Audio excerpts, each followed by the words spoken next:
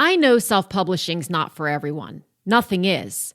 But if you've considered self-publishing for even a minute, listen up, because I'm betting I know what's holding you back from exploring it further or getting started. Number one, you think the self-publishing process is a lot harder than it actually is.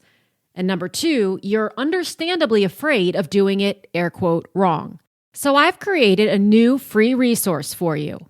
It's called the Self-Publishing Starter Kit, and you can get instant access to it by clicking the link in the show notes or visiting publishaprofitablebook.com/self-publishing 101.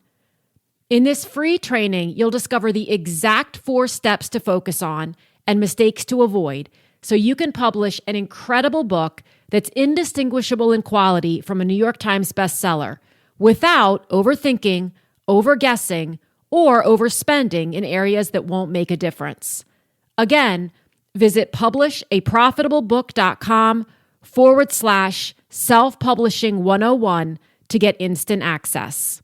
Welcome to the Write the Damn Book Already podcast. My name is Elizabeth Lyons. I'm a 6-time author and book editor, and I help people write and publish powerful, thought-provoking, wildly entertaining books without any more overthinking, second-guessing, or overwhelm than absolutely necessary. Because let's face it, some overthinking, second-guessing, and overwhelm is going to come with the territory if you're anything like me. I believe that story and shared perspective are 2 of the most potent ways we connect with one another, and that your story, perspective, and insights are destined to become someone else's favorite resource or pastime. For more book writing and publishing tips and solutions, and plenty of free and low-cost resources, visit publishaprofitablebook.com. And for recommendations of fabulous books you've possibly never heard of, book writing inspiration, and the occasional meme so relatable you'll wonder if it was created with you in mind, follow me on Instagram at Elizabeth Lyons Author.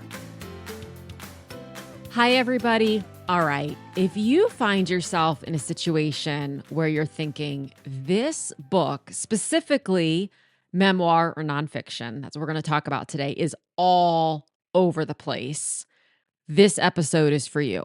This is something we talk about with great frequency in the Book Writers Collective. And unfortunately, what happens more often than not, especially, again, when writing nonfiction and memoir, is authors think, and especially if it's the first memoir or nonfiction they've written, they think, wait a minute. Like once they start to get everything out of their head and onto paper, whether it's through writing or an outline, they start to think that this thing is massive. I talk about this and I talk about this, and then I want to talk about this, and then we're going over here. And it starts to occur to them, well, one of many things starts to occur to them. 1, I think I have 27 books here. 2, how do I organize this thing so that it even makes sense? 3, oh my God, I have massive imposter syndrome right now. And that comes more in the nonfiction realm, I find, than even in the memoir realm. But it's like, what am I saying to people? How am I guiding people? Is this going to go over well? Do I even make any sense? And I had a call yesterday with one of my authors, and we talked through this at length, and so many points came up that come up again and again and again that I actually thought, you know what? I'm going to divert the next podcast in this series of publishing and talk about this instead this week. Because I too, having written 6 nonfictions, fall prey to this. The only difference is because I've done it, I sort of know to expect it, and I know how to navigate through it. First, let's clear up some nomenclature, if we will. So there are so many genres of books at this point. It's crazy. And many of them are the same thing. They're just stated differently by different people. But when we talk about memoir and nonfiction, they're distinct in 2 different ways. And I've, of course, because why not, come up with my own terms for these things. So When we're talking about nonfiction, lots of times I refer to nonfiction as transformative nonfiction. I, again, have made this up. The reason I call it that is because the intention of the book is to help transform the reader. So you can break it down and think of it as a guide of sorts. Like, this is how to get from here to here. You, as the reader, are here. You want to get here. This is how you get there. It's not necessarily your story.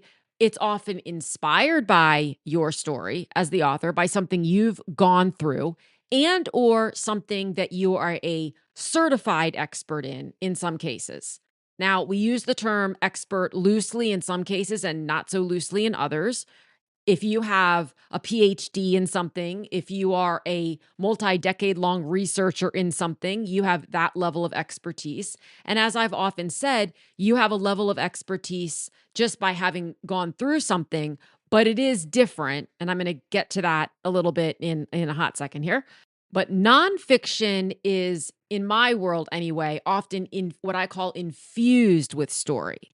So there will be little tidbits here and there from your own personal experience and or the experience of others. Maybe it's your clients with their permission or with names changed. Maybe it's submissions that people have written in. I'll give you an example. I'm obsessed right now with The New Perimenopause by Dr. Mary Claire Haver. And while she shares, it's a very, I mean, she's an MD. So we've got a lot of science in there, which she's absolutely allowed to have as an MD. We've got a lot of her own clinical experiences. And she's also mentioned some of her own personal experiences. To further that and to support that, she has a lot of stories in there in brief, like 1 or 2 paragraphs from people who are maybe clients who have given her content to post, with their permission to put in the book, or they're things that people have submitted via writing to be included in the book. I don't know how she got all of that, but it's in their own words, other women going through perimenopause or who have gone through perimenopause who are speaking to how they thought they were losing their minds and had trouble getting people to listen to them and doctors to listen and all that sort of stuff. So it's the science of it. It's the how to get from here to here. It's the you are here, but you wish you were here, combined with some humanity and some reinforcement of what you're experiencing. And that's what takes it from being a textbook to being a relatable piece of information that can help you move your life forward. So that's the nonfiction side. The memoir side, I will sometimes call inspirational memoir, which honestly, it's in a way it's redundant. The reason I call it that, though, is because when people are writing that sort of a book, they are truly writing from their own experience. They are not writing necessarily as a prescription. So you'll hear this term sometimes, a prescriptive book or a prescriptive memoir. So nonfiction is often prescriptive because it's how to get from here to here in 6 steps. And I'm boiling that down, but essentially that's what the author wants to do. For a memoir to be prescriptive is tricky. And the reason it's tricky is because the author oftentimes doesn't have additional basis for what they believe to be and see my air quotes, prescription beyond their own experience and maybe that of a few others in their inner circle or around them peripherally. That's where authors get caught up lots of times is they're writing, and I'm going to go a little layered into this in a second, but they're writing from the perspective of a memoir, but they don't see it as a memoir. They see it as, well, I want to help guide other people to do what I did. And possibly because I'm trying to build a business on the back end of this book and use the book as a lead-in to working with me one-on-one or in groups or whatever. And you start to get real entangled in this whole, but wait, am I really an expert? And then how do I segue from like the memoir to the now here's what you do? And how much memoir or storytelling do I have versus, okay, so here's my 6-step plan for getting to this point in this particular point of your journey.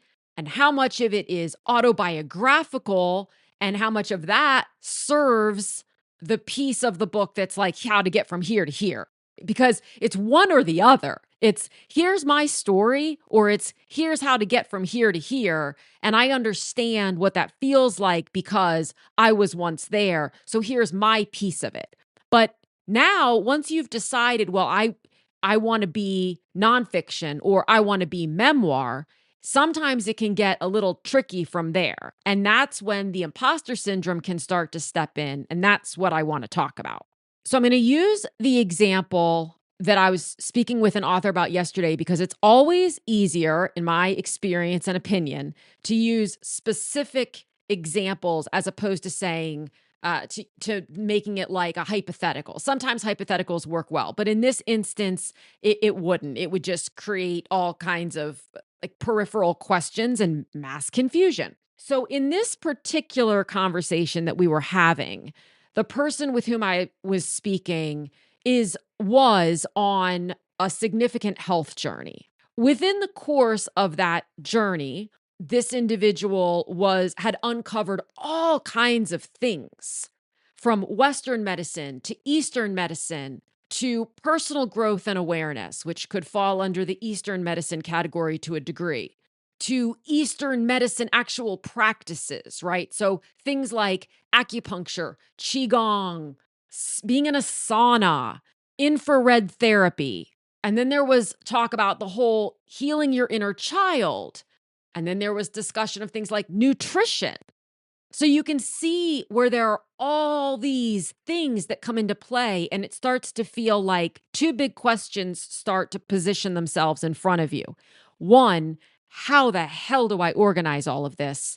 And two, how deeply do I go into each individual aspect of this while being respectful of the fact that I'm not formally trained in any of it. So I'm not an MD. I'm not a psychologist. I'm not a licensed social worker. I'm not trained in acupuncture or Reiki or Qigong or anything. I'm experienced because I've been doing all of these things for many, many years. And I've seen the benefits that they've had in my life. And I've done a lot of reading and studying and immersing myself in those various things to understand.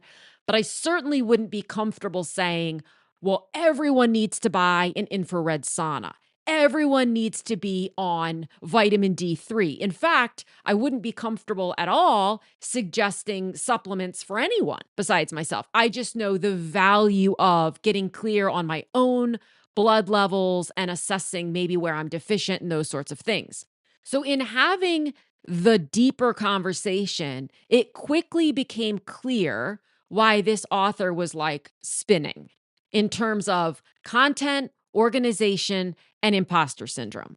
So the first thing that I will walk people through when we're trying to figure this out, and it's a conversation, is what is why do you want to write the book? Is it because you want to share your story and you want to help others? And or is it, and it's usually an and, it's not typically an or, are you wanting to further a business on the back end of that? Now, one of the things that's become uber prevalent, and I'm going to say unfortunately, because I believe that to be true, specifically through social media, is this idea of if you write a book, then you become an expert. Like the best way to become an expert on something or to be seen as an expert on something is to write a book. I actually wildly disagree with that statement because writing a book that used to be true. But the reason that it used to be true is because you used to have to be enough of an expert that a traditional publishing house, and by that I mean one of the big five, would be willing to put their money behind a book by you for the masses. And they're not going to do that for someone who has worked with two people in the world and transformed the lives of one of them. Now that we're in the age of self-publishing and hybrid publishing, which I believe I believe it's an incredible opportunity, people will use that same logic to convince people to pay them or enroll in a course or whatever to write and publish a book because, hey, this is the key to being seen as an expert, to getting on stages, to getting on TV, to getting your own show, and on and on and on. And I think there's some gray area in there that not a lot of people are talking about because it doesn't serve them to talk about it.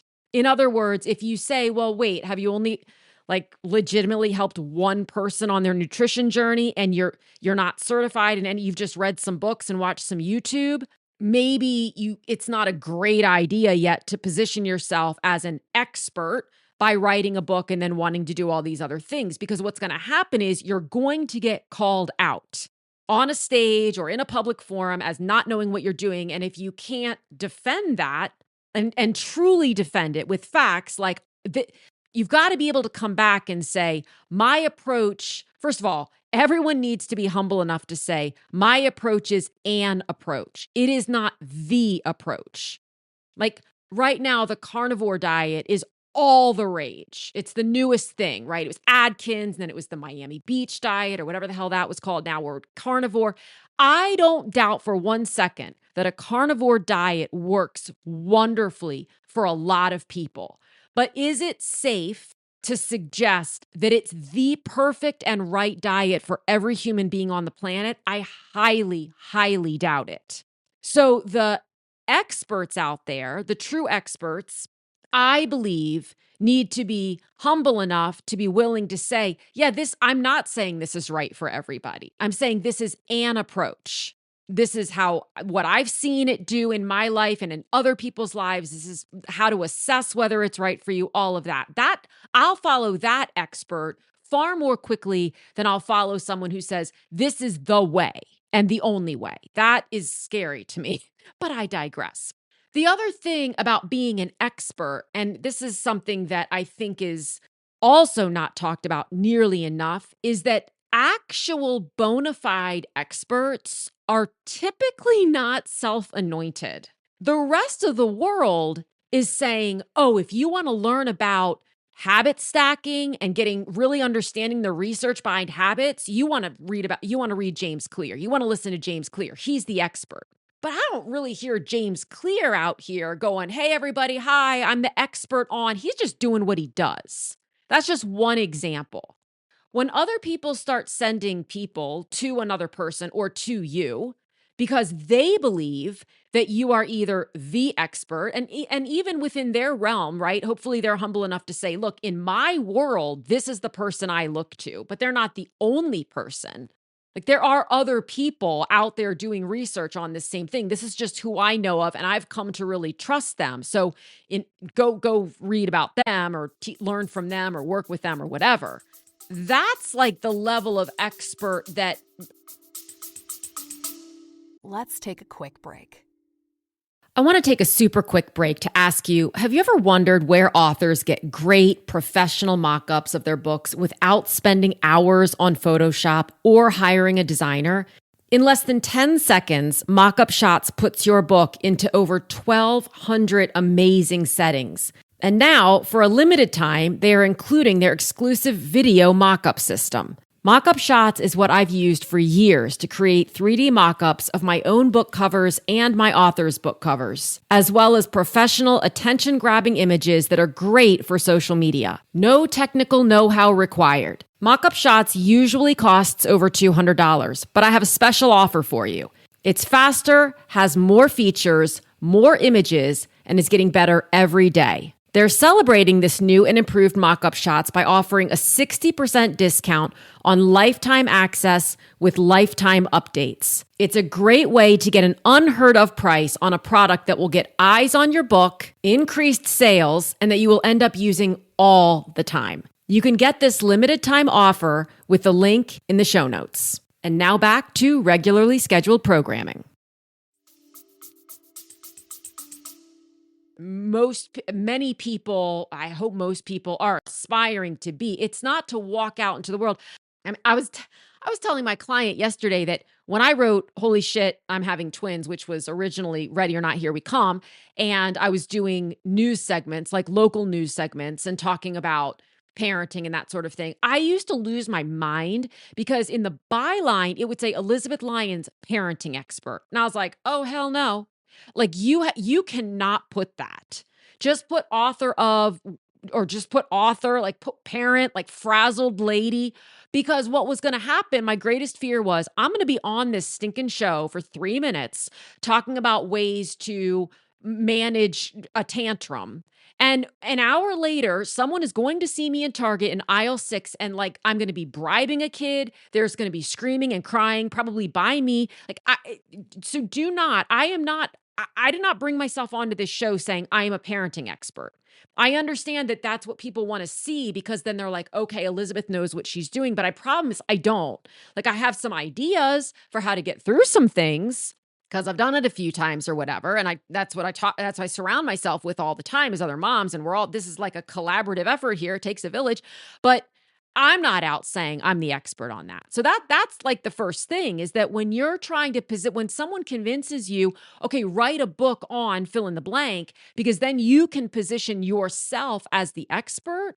Man, I mean, most people do not feel awesome out there positioning themselves as an expert.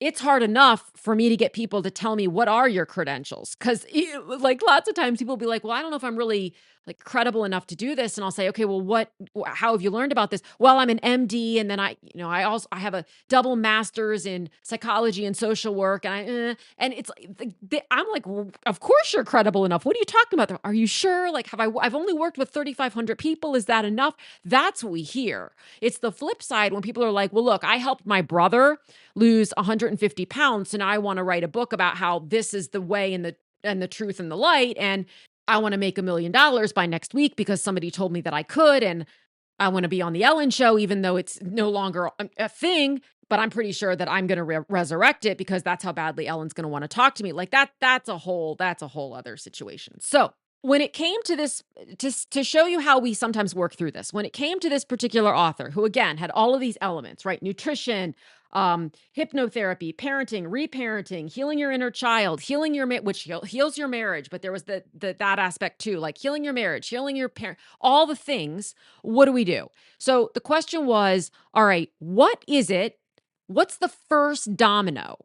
That's the critical question. So what is it that you're really writing about? Underneath all of that stuff that seems surface level, it's not, but it seems like it. What is it that you really want to write about? And the answer was, it's my healing journey. It's how I healed this health scenario that I have. Okay, cool. So what was the first domino that had to fall in order for you to start going down the route of this healing journey? And this part I'm making up because I'm not going to divulge any more than I already have this particular author's story. But let's pretend that the thing was, look, I was so exhausted. I was just so tired of being so tired, like literally to the point where it was debilitating. I couldn't leave the house. I couldn't stay awake for more than an hour and a half. My foot hurt all the time. Like I just couldn't. I hit the bottom of my ability to live with this particular health condition that nobody believed or could understand. And all my blood work is coming back normal and everything's great. It's like with perimenopause, right? My hormone levels all say they're normal, but I cannot think straight and I cannot get off this couch. So that was the first domino that fell, is I was like, I'm going to figure this out. Okay, great. Now, what happened next? Where's the first place you went? And again, I'm making this part up too. Well, I went, to all these doctors and nobody believed me and everything was normal, blah. Okay. So that's the piece that the reader's probably going to relate to. So now what I'm hearing is you're writing a book for other people who have a mysterious chronic condition that they can't seem to be heard on. They don't know how to heal it. They feel lost and confused and forlorn. Even if they have a bottomless pit of money to spend on it, they would prefer not to. So that's your ideal reader, right?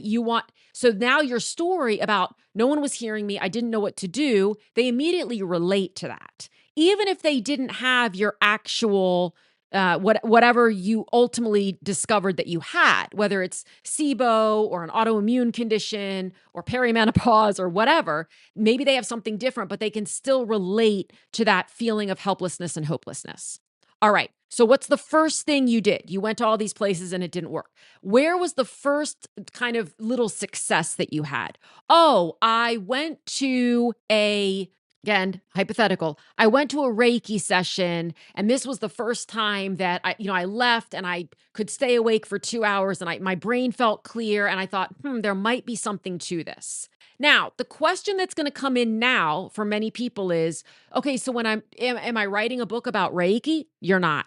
Okay, so do I need to go deep into the what is Reiki and how does it work and how do people find a Reiki? No, not necessarily. So do I have to have like a 6-step, here's your 6-step path to Reiki, to wholeness through Reiki? No.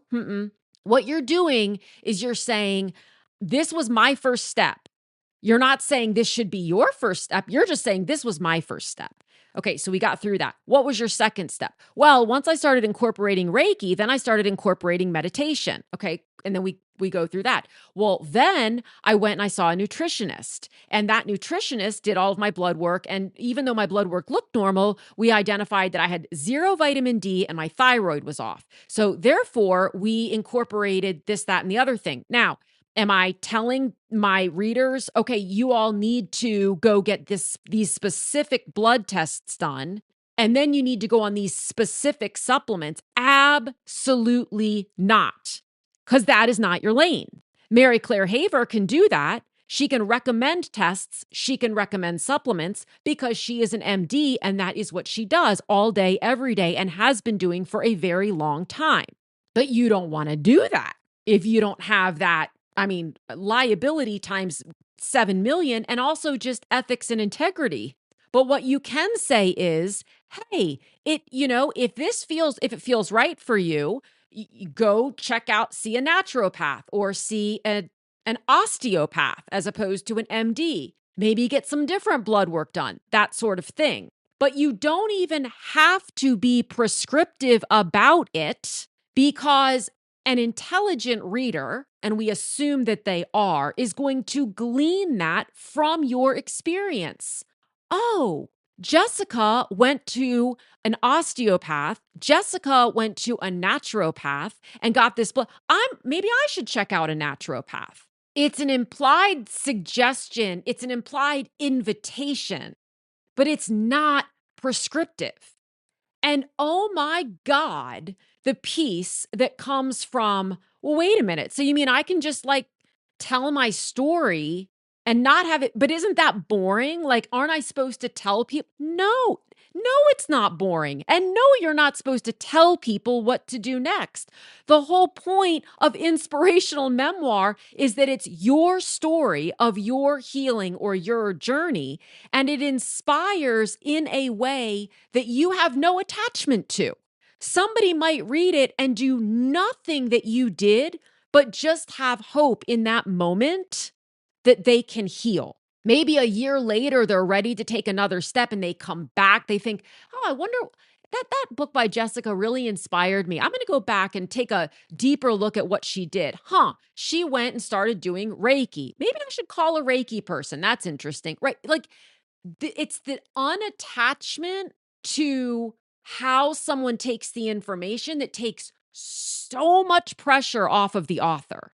Because when you're going out there, even if you're writing transformative nonfiction or prescriptive nonfiction, let's go back to Dr. Mary Claire Haver. One of the things I love about, because I'm obsessed with her on Instagram, is she never posits things like, you have to do this. You must do this. It's like, here's here's something. And so she's not even attached. When you're coming from the standpoint of, okay, I'm giving you these suggestions, and if you don't take them, and furthermore, if you don't take them in a certain time frame, and then furthermore, if they don't work for you, now I feel like I am not worthy, like I don't have value. I've somehow failed at this whole thing. man, is that dangerous, because I can assure you that there will be a reader, if not 17, who are like, your suggestion in chapter 6 is the stupidest thing I've ever heard in my life. And you have got to be able to go, okay, because you have complete confidence and comfort in the fact that whatever that thing was, like talking to the pigeon who showed up on your rooftop every night, like that worked for you. And it's okay with you if someone else thinks that's stupid, because someone else, maybe one person, one other person in the world might be like, well, maybe I should talk to pigeons. Like, I don't know. Or maybe it's okay that I do talk to pigeons. When you don't have an ego in how it all plays out, oh my God, it is the most comforting, freeing thing ever.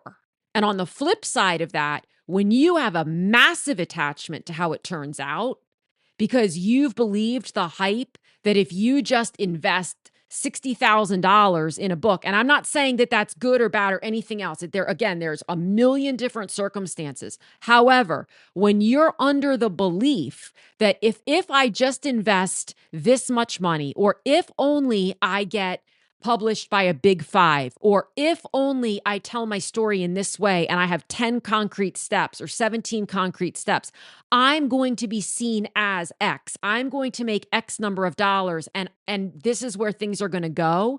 Holy shit. Like, the amount of pressure that puts on a human being is not healthy. And it's delusional. That's not why the people who have the most fun, and by fun, I mean, this author thing is the roller coaster of all roller coasters. It's like, if you've seen the episode of New Girl when Jess and Nick and Schmidt are locked in they go on the Rumspringer or whatever, and they're locked in the wine cabinet, and they've all got to be somewhere the next day, and they can't find, there's no Wi-Fi. There's a Wi-Fi password, but there's no signal or something. I don't know. And Nick's like, it's a crazy roller coaster. We're all the way up and then we're all the way down. Like, that's what this author thing is, for all manner of reasons. And once you know that and just accept it, then you just ride it. But you don't think, oh my God, I'm doing something wrong because the roller coaster went downhill. All roller coasters go downhill at some point, and then they go back up, and then they go, like, that's the nature of, it's like waves. They build and they crash. They build and they crash. It's there. You can't, I mean, if you don't want that, go to a very still lake. I don't know. But without the lows, you don't have the highs, and vice versa. So once you can identify, okay, do I want to write it as memoir, or am I enough of an expert? And again, I can't even address that in this podcast, but it's like, am I enough of an expert to actually write it as an expert? And I've kind of done both. I mean, You Cannot Be Serious, which was my third book on my 32 rules for maintaining like a mostly sane life as a mom of 5 and entrepreneur and all the things. Those are my 32 rules. There's no science behind any of it. I'm telling people bribery is fine. I'm telling you, those are my rules. And my implied encouragement is create your own rules. If some of these work for you, amazing. If nothing else, and this book makes you feel seen and not so alone as a parent whose kid, dropped their pants in aisle 5 of of Target in the automotive section and said, "Hey mom, look," and you turned around and there they were, like half naked. And yes, that happened to me. Then awesome. I'm glad that I had, made you feel less alone. If you think all 32 of my rules are freaking stupid and I'm an idiot, awesome. Because now you know what? 32 things you don't want to do as a parent. So whether or not you want to admit it, it's helped you. But Write the Damn Book Already, the book, came from my 20 years in this space and talking to hundreds of authors and talking about traditional publishing and self-publishing and hybrid publishing and how to write these different things. And it's not the Bible, for God's sake, well, it's not the Bible, and it's not the Bible on book writing. There are, thank God, hundreds of awesome books out there for people who want to write a book, depending on what genre, depending on your personality. If you like the word fuck, like whatever it is, if you don't like that, you might not like my books. So figure out or decide, is it predominantly memoir, or is it predominantly transformative nonfiction, where we're really giving steps to get there? Then breadcrumb your way through. So what was the first domino to fall? What was the second? What was the third? What's your journey to wherever you went? And then remember that you're offering suggestions. You're not necessarily offering, in most cases, you're not offering facts because nothing in this world will work for everyone in this world. And that's just one of my firmest beliefs.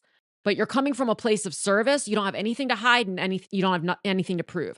I remember oh my God, it was like 10 years ago. I was working with this amazing coach, Julian Rosen. And he said that to me in one of our first calls. He said, nothing to hide, nothing to prove. And I don't think it was original to him. I think he had gotten it elsewhere. If it was original to him, it was absolutely brilliant.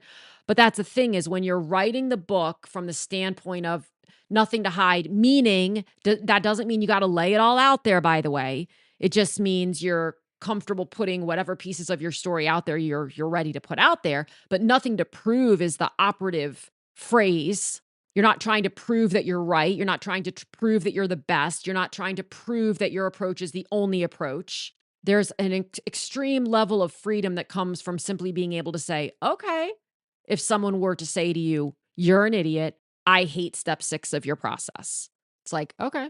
So that's my invitation today is if you're in that mess of like, oh my God, I'm going back through journals and I'm going back through old writings and I'm going back through my whole timeline and I have all these things I want to talk about, but I don't really know how deep I go into any of them. And is this book about meditation or is it about healing or is it about inner child work or is it about parenting or marriage or the sauna?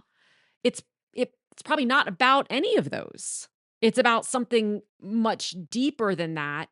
And then those were all just pieces of your journey to that. But please don't go in with the misconception that now you have to be able to speak intelligently and guide people expertly in each of those areas because you don't.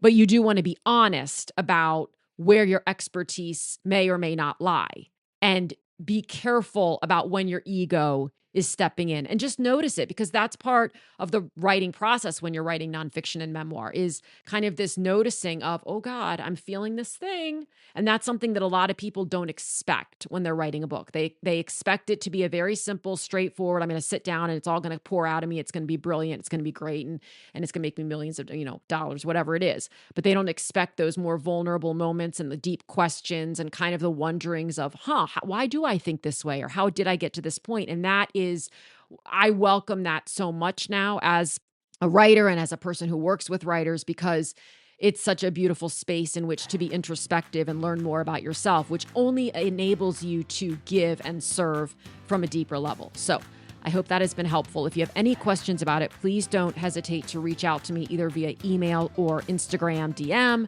or comment on any of the posts over there. And I will talk to you all again next week. Thank you so much for tuning in. If you enjoyed this episode, this is your friendly reminder to follow or subscribe, leave a quick review, and share it with someone you know has a great story or message, but isn't sure what to do next. Also, remember to check out publishaprofitablebook.com for book writing resources and tips, and to see all the ways we can work together to get your book out into the world. Again, thanks so much for listening, and I'll talk with you again soon.